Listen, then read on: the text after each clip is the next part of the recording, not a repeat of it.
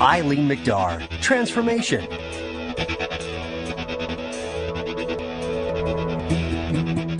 Well, after listening to Jim Rankin, don't you think we needed that music? I chose that. I got to see a sneak preview of his speech. And I said, please, please, I have to have that music. Now, I hope some of you recognized it. It was the theme from what? Rocky. Right. Rocky, which one? It was Rocky 1. And here's why I chose Rocky 1. First off, he was the street smart grassroots fighter. What is more grassroots than community pharmacist? And do you not have to be street smart? Absolutely, you have to be street smart. And as I looked at that whole issue, I mean, the thing that varies from Rocky to you is that he only had one competitor in the ring. You've got a lot of them. Let's pretend that my name is John. I'm tall and handsome. And I get down on my knee and I say, will you marry me? To which you respond,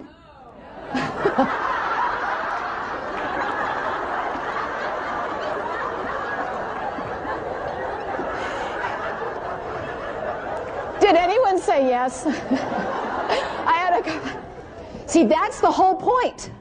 That notion of engaging and engagement is an invitation. This is not something that you can coerce. You cannot require it. You cannot put it in a standard operating procedure. It is an invitation that says, will you?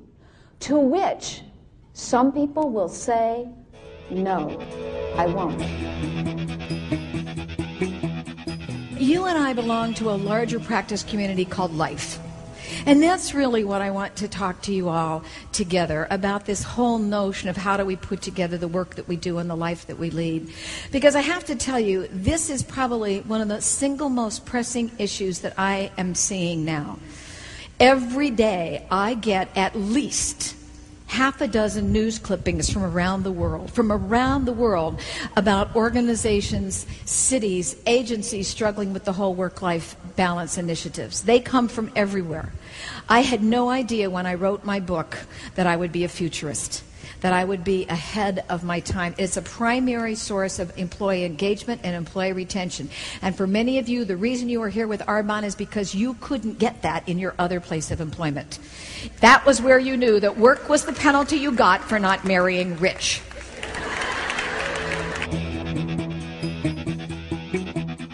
You see, there is a malady that I think we're suffering right now, and I think of it as something called SAD. Situational Attention Deficit Disorder.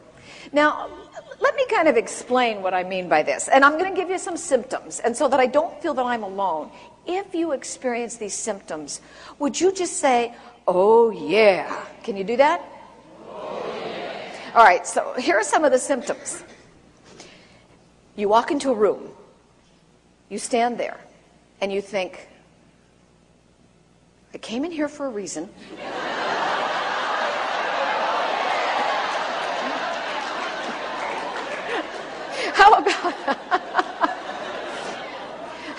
How about this one? You look down at your day timer, your PDA, whatever you use, and it says, John Jones, 10 o'clock, and you're thinking, I got no clue. Here's one of my favorite ones. You dial the phone. While you're on the phone, you decide to do email. So that when the person on the other end says hello, you have no clue who you called.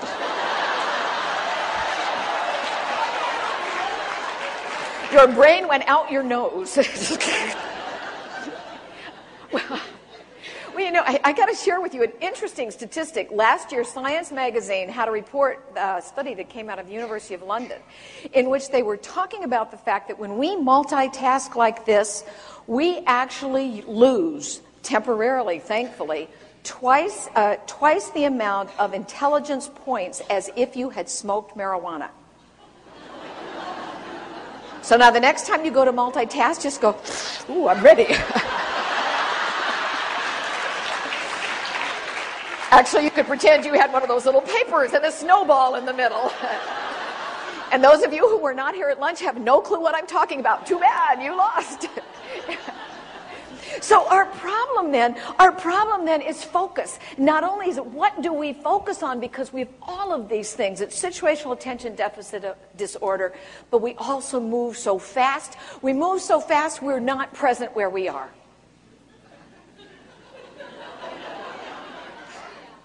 Oh, yeah. Let me tell you. Now, I'm not going to identify. There was somebody else with me in the bathroom. All I know is that she and I looked at each other and said, we really shouldn't tell anyone. We've just done this. One of these bathrooms over here, you put your hand under the faucet and the water comes out. There's another one here that doesn't do that. And I'm standing like this.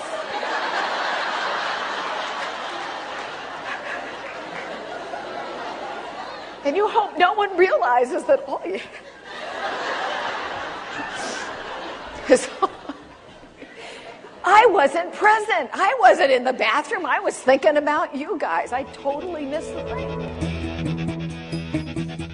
Take a licking and keep on ticking. And isn't that, at face value, what sometimes we think resiliency is about? It's about being able to bounce back.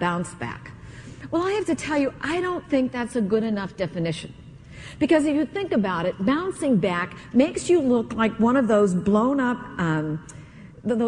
characters that we had as kids. Remember, it was Bozo the Clown, and you could hit it, and it kept coming back. Well, to come back and stay in the same position, oh, that's not smart. So here's my definition of resiliency. I think resiliency is growing through adversity as well as opportunity, so that you end up better on the other side. Growing through adversity as well as opportunity. And by the way, the more I explore what you all are going through, I think you have an extraordinary opportunity. For the first time, you really get to draw a line in the sand and say, we have a place at the patient's side, and we will not be discounted, and our voice will be heard. That's an extraordinary opportunity.